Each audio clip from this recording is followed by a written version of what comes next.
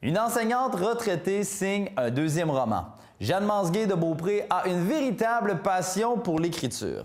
Ayant œuvré dans l'enseignement la majeure partie de sa vie, elle offre à ses lecteurs un nouveau livre intitulé « Le labyrinthe de Marguerite ». Pour en parler, nous sommes allés la rencontrer chez elle, à sa résidence à Beaupré.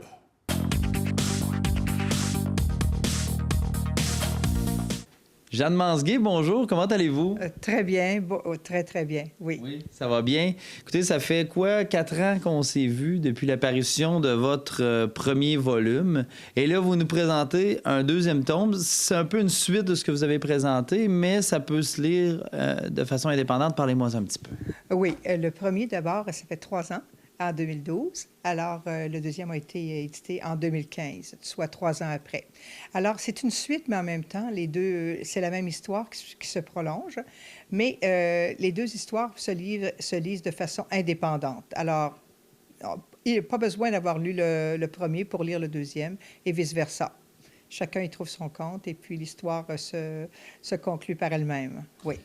Parlez-moi-en de ce livre-là qui s'intitule « Le labyrinthe de Marguerite ». Ça parle de quoi, au juste? Bon, Marguerite est toujours prise dans un labyrinthe parce qu'un labyrinthe de secrets et de dangers qui la poursuivent partout. Alors, c'est pourquoi j'ai pris le labyrinthe. Alors, parce qu'elle peine à se sortir de ce labyrinthe-là, toujours muselée par le silence, parce qu'elle ne peut demander de l'aide à personne. Alors, elle se débrouille seule et puis avec grande difficulté, mais elle y parvient finalement. Oui, elle y parvient. Vous avez baigné dans l'enseignement une grande partie de votre vie, oui, pour ne pas dire la grande majorité.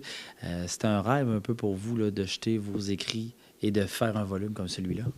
Oui, je voulais justement, j'attendais à ma retraite parce que je ne voulais pas faire les deux en même temps, simultanément, parce que l'enseignement exige beaucoup de temps, alors je voulais m'y donner à plein temps. Alors, j'attendais d'être retraitée pour le faire. Alors, j'ai pris ma retraite en 2010.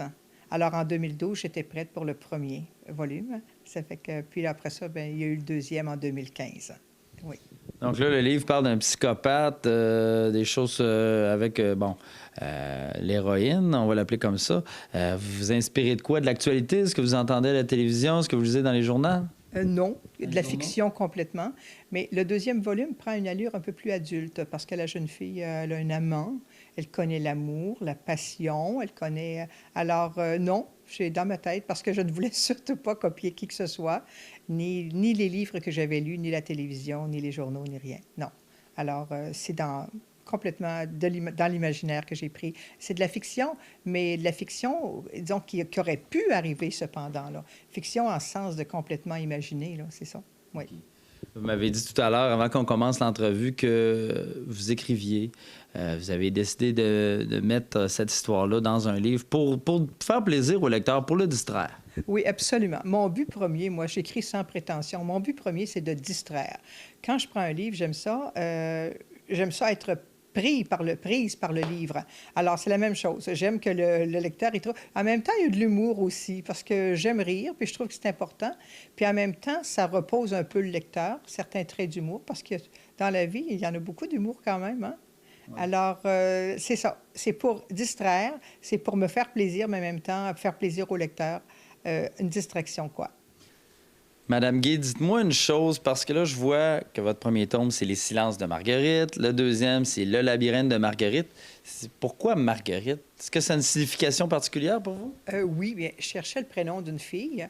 Et puis, j'ai pensé à Marguerite Corriveau, qui vient de Saint-Léon-le-Stendon, avec qui j'étais amie au secondaire. Okay. Et puis, elle représentait le profil physique et le profil moral de caractère aussi de cette Marguerite-là, parce que j'ai toujours pensé qu'elle avait un jardin secret, parce qu'elle était mystérieuse et discrète. Et puis, alors, j'ai dit, tiens, voilà, c'est Marguerite. Alors, je l'ai appelée, puis je lui ai dit, il y a un roman, un roman d'abord, la première fois qui va porter ton prénom. C'est en pensant à toi, elle est venue à mon lancement, puis tout ça. Puis, elle était très contente, d'ailleurs. Oui. Est-ce qu'elle a été informée que c'était de la fiction aussi et non basée sur sa vie? Oui, absolument, parce qu'elle est restée discrète dans sa vie et tranquille et tout ça. Puis, oui. Oui, je l'ai informée. Oui, j'ai informé les gens aussi. Oui. Et là, j'imagine qu'en disant de Marguerite et en rajoutant le nom aussi sur le livre, vous faites une association logique, donc les gens peuvent faire un lien entre les deux livres. Exactement, c'est ça. Vous avez bien dit. Oui, c'est ça. Puis je voulais comme une continuité, si vous voulez. C'est ça, exactement. Le troisième, je ne sais pas, là. Je ne sais pas s'il y aura encore Marguerite, mais en tout cas, peut-être. À suivre. À suivre, c'est ça. Hein? Et vos lecteurs, qu'est-ce qu'ils pensent de votre livre maintenant? Bien, j'ai beaucoup de j'ai beaucoup de commentaires positifs. Je vais vous en donner un tout particulièrement qui m'a fait plaisir. Alors, quelqu'un m'appelle, un monsieur, il m'a dit, Madame, il dit, je n'ai pu aller à votre lancement. Alors, pourriez-vous me le laisser en passant? J'ai dit très bien.